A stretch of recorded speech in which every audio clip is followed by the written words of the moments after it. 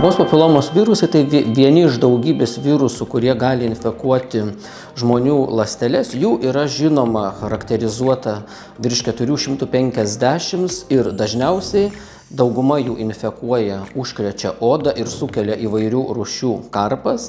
Dalis tų virusų gali infekuoti ir gleivines. Ir tokių virusų yra apie 40 ir 14 iš jų yra didelės rizikos, vadinami ŽPV, žmogaus papilomos virusai. Tai didelės rizikos, tai reiškia, kad ilgai užsitęsusi jų infekcija daliai tą infekciją nešiojančių žmonių gali virsti piktybiniu susirgimu vėžiu.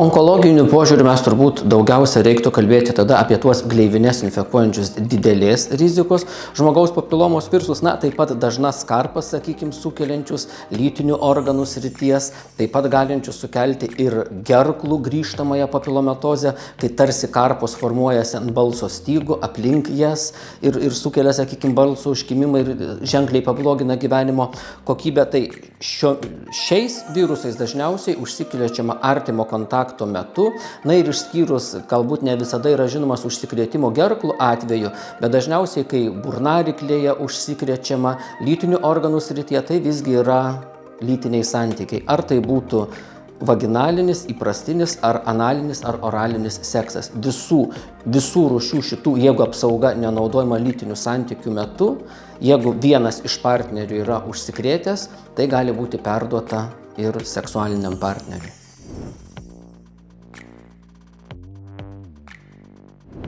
Jeigu žiūrėti bendrą paplitimą populiacijoje tiems žmonėms, kurie dar neturi jokių pokyčių. Tai reiškia, yra virusas, nustatoma infekcija, bet jis dar nesukėlęs jokių patologinių pakitimų. Tai jis yra labiau paplitęs tarp vyrų. Apie 30% vyrų yra užsikrėtę viename ar kitame gyvenimo etape šiuo virusu ir iš jų 20% didelės rizikos žmogaus papilomos viruso. Moterų atveju tai yra apie 20% moterų ir 70% atveju tai yra didelės rizikos. Tai čia yra bendroji populiacijoje, kai mes dar nenustatom jokių pokyčių. Jeigu pokyčiai jau nustatomi iki navikiniai ar navikiniai, va štai tuo atveju tas paplitimas tarp vyrų ir moterų praktiškai išsilygina, kai jau nustatyti pokyčiai. Ką tai rodo, kad moterims pokyčiai vis tik šitas virusas dažniau sukelia. Ir moterų amžiuje didžiausias pikas yra 14-24 metų amžiaus, vėliau su amžiumi šitos infekcijos paplitimas tarp moterų palaipsniui mažėja. Dar vienas pikelis yra apie 55 metus, tai nėra žinoma, ar tai yra mieganti infekcija prabunda, ar tai, kaip sakykime, naujų partnerių atsiradimas moters gyvenime. Bet šiaip dažniausiai nuo jaunystės su amžiumi moterų populiacija su ŽPV sukelti paplitimai ir to viruso infekcija mažėja. Vyrų populiacijoje tai pikas yra 25-29 metų ir metų eigoje, gyvenimo eigoje tas paplitimas ir pokyčių sukilimas tarp vyrų nesikeičia. Nes vyrai gali ir pakartotinai užsikrėsti, ir taip pat žinoma ir moteris užkrėsti. Vyrų populiacijoje jisai piką pasiekia ir po to tik labai neženkliai mažėja bėgant metams.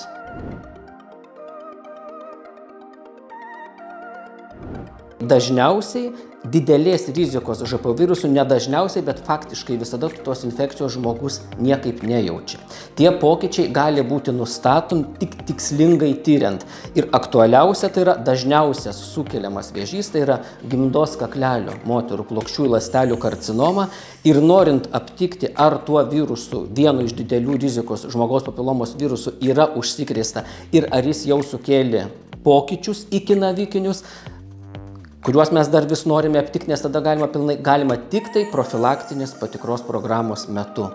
Kitaip, jokių simptomų moteris nejaučia, tol, kol jau neatsiranda onkologinė liga. Tada, jeigu jau tas virusas per ilgą laiką savo darbą atliko, tada jau pasireiškia simptomai būdingi konkrečiai onkologiniai. Tas pats pasakytina, jeigu ne tik gimdos kaklelė, bet, sakykime, vyro ar moters kiti lytiniai organai yra infekuoti, arba jeigu burnoje, burnaryklėje, jeigu yra infekcija, absoliučiai nieko tas virusas nesukelia jokių simptomų, tik tai nedideliai daliai žmonių, kuriems lėtinė infekcija virsta vėžiu, tada jau kaip piktybinės ligos simptomai pradeda pasireikšti.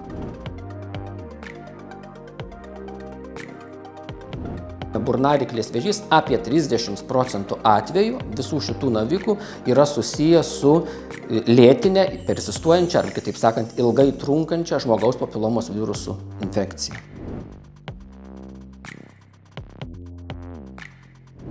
Burnaryklis tai yra vien lokalizacija tokia. Jeigu pasireiškia piktybinis navikas, vien tik jo gydymas jau sukelia vienokių ar kitokių padarinius, ar tai būtų chirurginis gydymas, ar tai švitinimas, jau tiek kalbėjimo, tiek ryjimo, tiek neretai, jeigu jis išplitęs į limfmazgius ir estetinių požiūrių, tai gali būti ženkliai šiuo požiūriu gyvenimo kokybę pabloginanti liga. Vienas yra ypatumas, kad burnaryklės vėžys, tas, kuris yra susijęs su žmogaus papilomos virusų infekcija, jis pasižymi geresnė prognozė. Ta prasme, kad gydymui jisai pasiduoda geriau. Bet čia nepaguoda, nes gydymas jisai paprastai yra intensyvus, su savais šalutiniais poveikiais ir jo geriau išvengti. Bet kas yra būdinga iš visų burnaryklės navikų, nes kiti neretai dažniausiai yra susiję su rūkymu, ilgalaikiu rūkymu ir ypač jeigu tai yra kartu su alkoholio vartojimu ir nesveika mityba, tai jie pasižymi blogesnę prognozę. Pats burnaryklės vėžys susijęs su ŽPV, onkologiniu požiūriu jisai lengviau pasiduoda gydymui. Ir tokių iš visų burnaryklės navikų, tokių yra apie 30%, apie trečdalis. Gimdos kaklelio vėžio atveju, jeigu mes kalbam apie plokščiųjų ląstelių karcinomą, faktiškai 100% yra sukelti žmogaus papilomos viruso.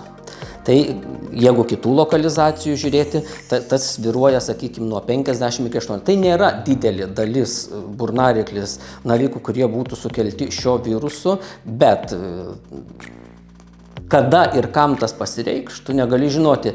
Ir jau kam pasireiškia, tiems nerūpi statistika, nes tiems jau tenka kovoti su tuo metu jos ištikusią ligą.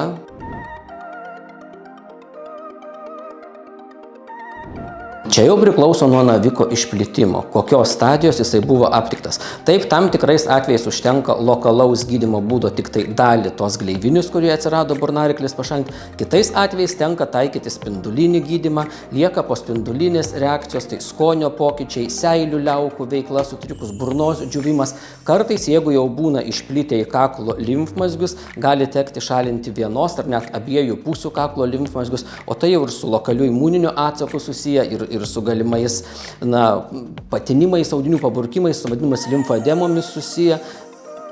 Kuo labiau išplitusi liga, tuo labiau, sakykime, žalojantis ir tuo labiau matomus bei jaučiamus to gydymo pasekmės yra.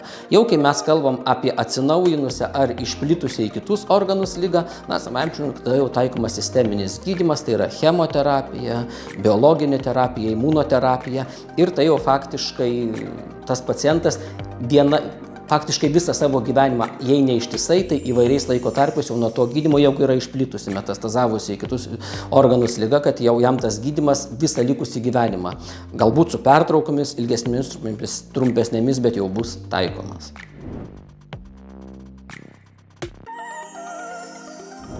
Yra bendra taisyklė, kas galioja ir visom kitom lokalizacijom, bet jeigu jaučiate, kad yra kažkokia žaizdelė ant liežuvio, ant skruosto, arba ypač ryjant kažką jaučiate, kad kliūva, skauda, ar tiesiog fiziškai kliūvinį jaučiat, ir tai užtrunka ilgiau negu 4 savaitės, pirmiausia reikėtų nueiti pas savo odontologą, kad jisai apžiūrėtų. Ir odontologas nes įvairių patologijų gali būti, kurios visiškai nėra susijusios, sakykime, su onkologinė diagnoze, bet tai, kas nepraeina 4, maksimum 6 savaitės ir užtrunka ilgai, geriau nueiti be reikalo pas gydytoją ir pasakys, kad ne, čia absoliučiai nieko ypatingo nėra, negu ateiti pavėluotai. Ir deja, bet, galvos kaklo navikai netaip retai pacientai ateina jau su pažengusią ar jau, sakykime, ir limfmazgius išplitusią ligą, ar lokaliai peraugančią gretimą struktūras ligą, kas reikalauja tada jau labiau žalojančio, labiau traumuojančio ir, kaip minėta, gyvenimo kokybę vėliau bloginančio gydymo.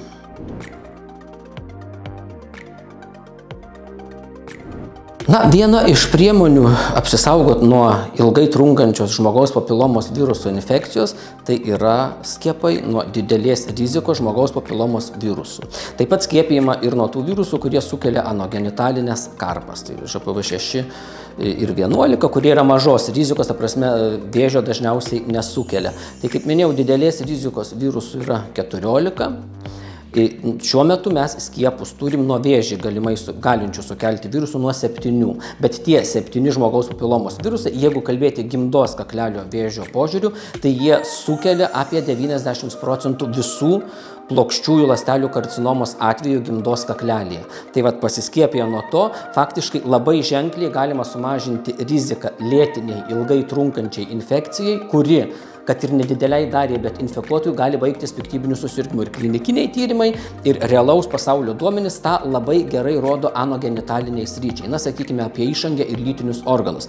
Klinikinių tyrimų duomenų, kad būtų vienareikšmiškai įrodyta, kad tai apsaugo nuo burnariklės navikų vakcinacija ir nuo grįžtamosios pasikartojančios gerklų papilomatozės. Tokių tyrimų nėra.